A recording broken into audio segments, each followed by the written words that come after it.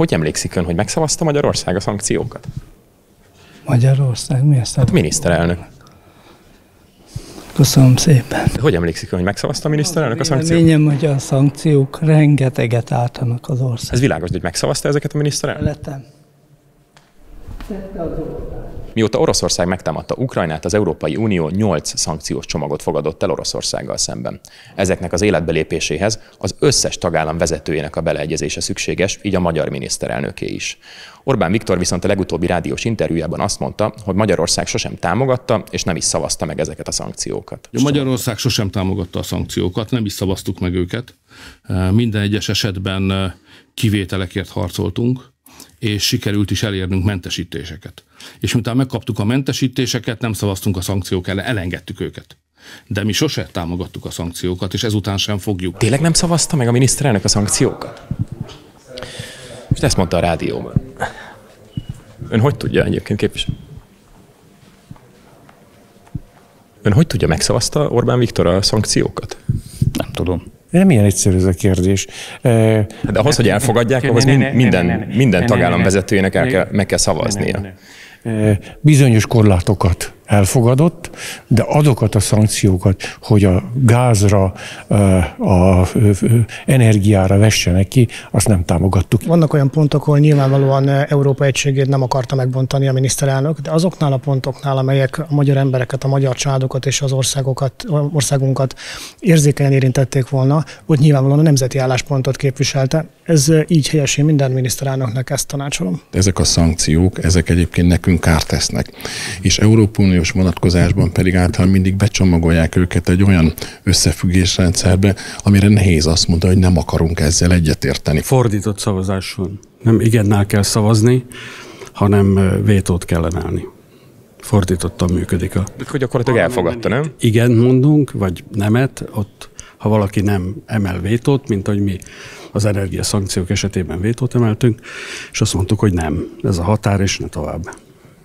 De akkor ez megszavazásnak tekinthető ön szerint?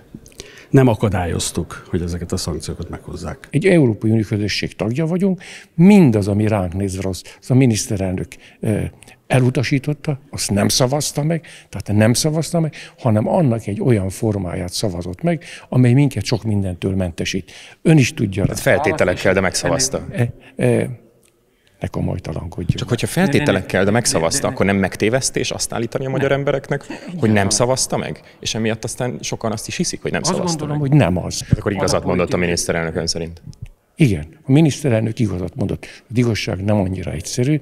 Igenis, a miniszterelnök azt a szankciót, amit az Unió szeretett volna, azt nem szavazta meg, annak a nagyon-nagyon jelentős ránk nézve kedvező változatában pedig támogatta, de az nem az volt, amit az uniós képviselők szerettek volna. Azokat a szankciókat, amelyek nekünk károsak, ami a magyar nemzeti érdekek ellen lett volna, vagy lenne, vagy lesz, azokat nem támogatjuk.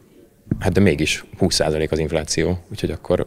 És önök azt mondják, hogy ez a szankcióknak köszönhető, tehát akkor mégse sikerült mindegyiket megakadályozni, ami káros. Igen, a szankcióknak köszönhető a háborúnak, a szankcióknak, az energiáraknak. Az energiárak azért szabadultak el, mert szankciók lettek, hogy Magyarország kiharcolta azt, hogy az olaj esetében kivétel legyen, az a magyar miniszterelnök tehetségének és kitartásának köszönhető.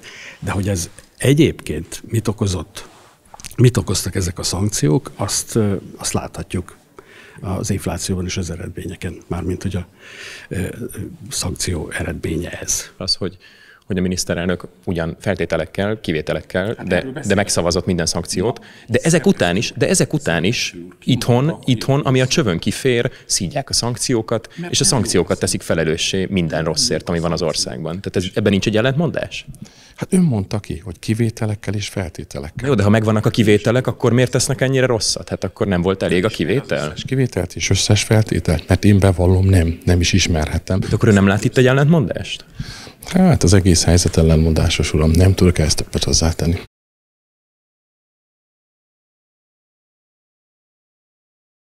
2400 forintból vehetsz 3 jégkrémet, 2 hamburgert vagy egy pizzát. de ennyibe kerül nagyjából 1 percnyi Telex is.